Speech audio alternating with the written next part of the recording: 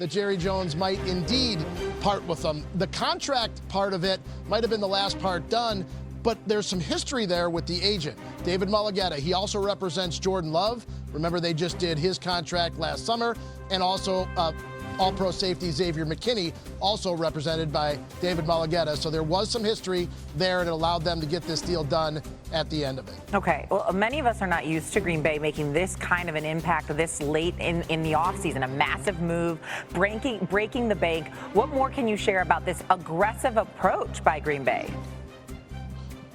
Well, remember the draft, which was here in Green Bay? Packers drafted Matthew Golden, receiver, in the first round, and they hadn't drafted a receiver in the first round since 2002. It was a massive storyline for years. Are they ever going to draft a first-round receiver? Brian Gutekunst finally pulled the trigger this year. It was met with a massive ovation. If they set up that draft stage today and Micah Parsons walked on it, I'm sure it would be just the same response. But it goes back even a little bit further than that. On January 16th, 4 days after they lost to the Eagles in the playoff game, Brian Gutekunst told us it's time we start competing for championships around here. So maybe that should have been our first clue that this offseason was going to be a little bit different. My goodness. Well, he'll be tested early. Lions week 1 going to Lambeau, and then in a short week you have the Commanders coming to Lambeau. Should be interesting to see what Micah Parsons can do there. You can read Rob's piece on ESPN.com detailing the Packers' aggressive front office approach. It's there right now. Rob Demoski, thank you. Thanks. All right, let's continue the conversation with our Cowboys reporter, Todd Archer. And Todd, what are the football reasons for Jerry Jones and Dallas making this move with Micah Parsons? Yeah, Jerry, the first answer that Jerry Jones gave in the press conference was about the run defense, and this makes the Cowboys a better team for the playoffs. Now, never mind the fact it might be more difficult to get to the playoffs without Micah Parsons, but there's some validity in what he said. In the Cowboys' last 3 playoff losses, to the Packers and twice to San Francisco, they allowed 403 yards rushing on the ground and 6 rushing touchdowns. So you can see where the Cowboys wanted to get better at stopping the run, and that's what they believe Kenny Clark can do with the guys that they have in the roster. And just for Kenny Clark, he left Green Bay at 7 a.m. this morning, arrived here at the Star around 9:45.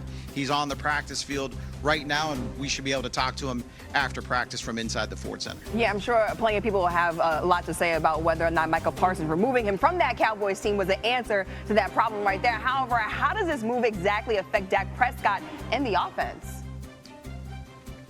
Oh, there's always pressure on Dak Prescott, right? There's more pressure on him now, and as well as first-year head coach Brian Schottenheimer.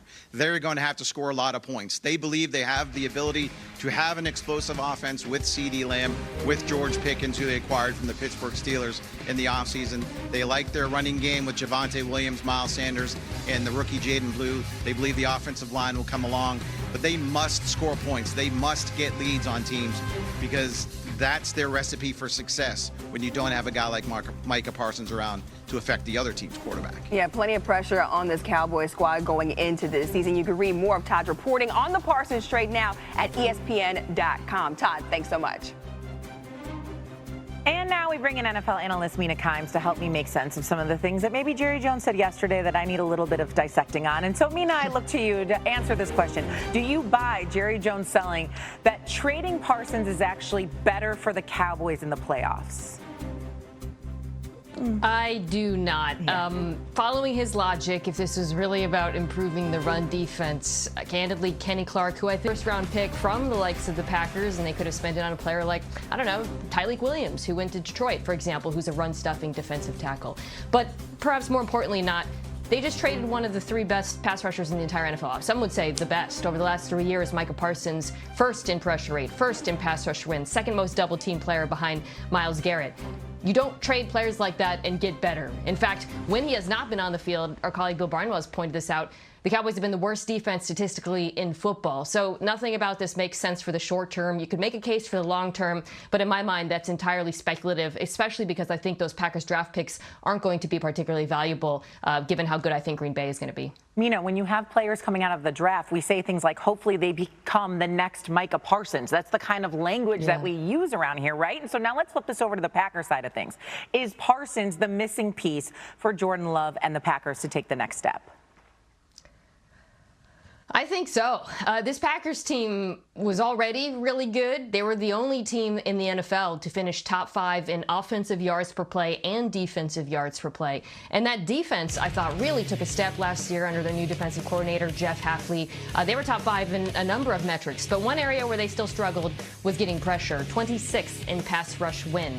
Micah Parsons, as I mentioned earlier, leads all edge rushers in pass rush win. So they addressed what I think was the biggest issue on their roster, which was the absence of a superstar edge rusher. But not only did they address it, they went out and got, again, one of the best pass rushers in the entire NFL. So I love them adding a closer on that side of the ball. Very excited about Matthew Golden, who Rob talked about in the first round. I think this Packers team is going to be incredibly formidable. Micah on one side and Rashawn Gary on the other. Oh my goodness, the NFC North doesn't know what's coming. Mina, we're going to talk to you a little bit, a lot more on this trade. Get up and first take.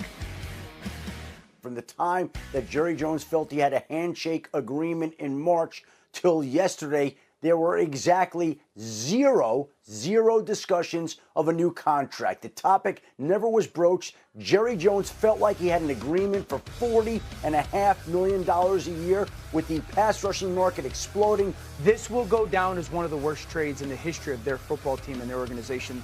They traded away a future Hall of Famer for what likely will be the 28th to the 32nd pick in the first round. You don't deal away a 26-year-old superstar player on the cusp of the season. If you're going to make this move, and you guys have already said, you make this move in March when you can literally open up the floodgates to all their teams. If someone wants to, give you, a king's ransom, that's the time to do it.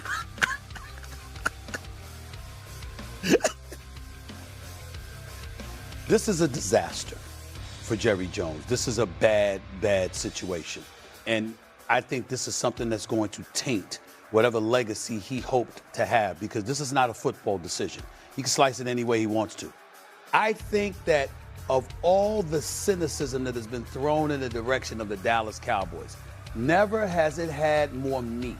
Never has it felt more palpable than it does this morning, because it makes no sense. We're coming off Dak Prescott situation. We're coming off CeeDee Lamb situation. And then right in the preseason, here you did a Trayvon Diggs situation. I guarantee you the locker room is rattled right now, and it's definitely going to affect them next Thursday night. I didn't sleep 1 ounce last night, not 1 ounce. I got to figure this thing out, man. I'm just hurt. Lots of people losing sleep over this one. Our sports betting analyst Pamela Maldonado joins us right now to break down this trade's massive implications. And Pam, what does shipping off Micah Parsons off to the conference foe mean for the Cowboys' futures this season?